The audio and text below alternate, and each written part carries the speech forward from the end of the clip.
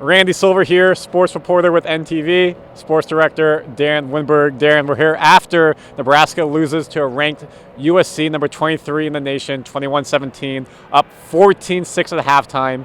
Dylan Raiola gets hurt, doesn't come back in the second half, got hurt on the second drive, and they end up losing. What are your thoughts?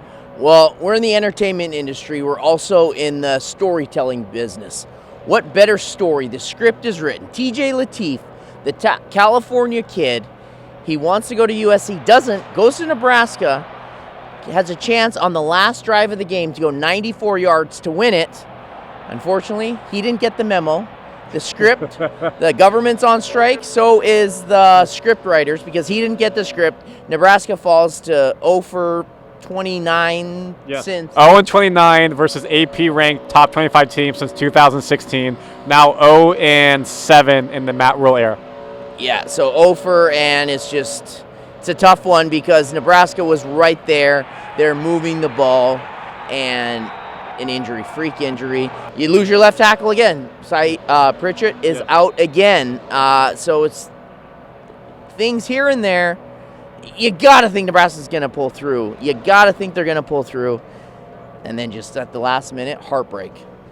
And there were a couple times here where there's a trick play, there's a flea flicker, they got a big chunk play there. There was a 3rd and long, got a big pass play.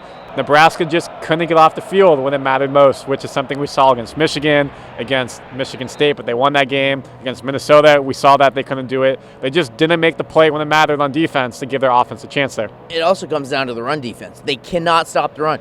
USC was hurting themselves by throwing the ball. If they keep running the ball, even when Raiola was in there, they were getting big chunk play after chunk play after chunk play.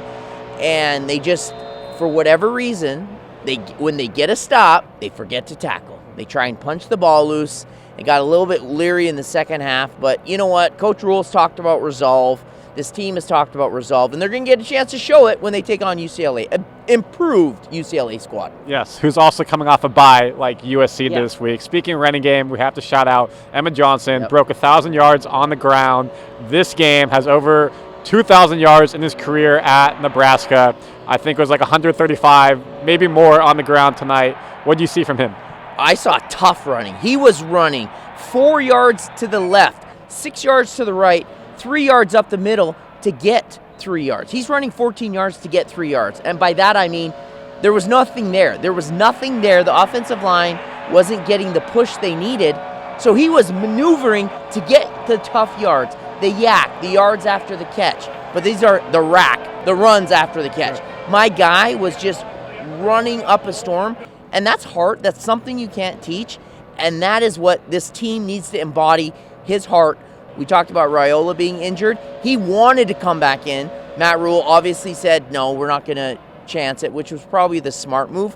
But this team has heart. They've got character. And I think it's going to show next week.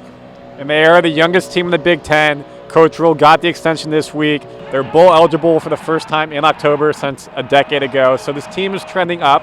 Maybe not trending as quick as others would hope, like you see at Indiana, but there's progress here. I'm going to say, though, Indiana, they're an anomaly. Like, yes. Kurt Cignetti, like, that's not normal. They are bucking trends that most teams can't do. And if you want to follow that model, that's fine, but it's lightning in the bottle. And I'm just going to say, Husker Nation, Matt Rule is the guy, and Kurt Cignetti is the guy for Indiana. But that's not what normal. Like, that's just not normal. No. And unfortunately for Husker fans, we were not able to buck the trend tonight of winning versus a ranked team since 2016.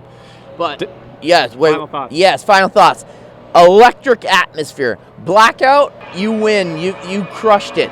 The fans were there, even the USC. So I was on the USC sideline, and they were, like, giddy. Like, they could see, like, wow, this atmosphere is amazing.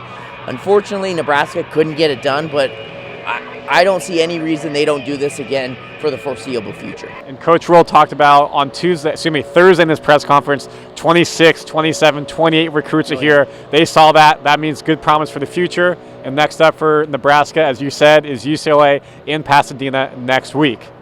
This is Darren Winberg, NTV Sports Director. I'm Randy Silver, NTV Sports Reporter. Thank you for being with us. We'll see you, not next week, not 2 weeks from now, not 3 weeks from now. Back here for Black Friday, Iowa, 11 a.m. Cheers. Dr. Pepper.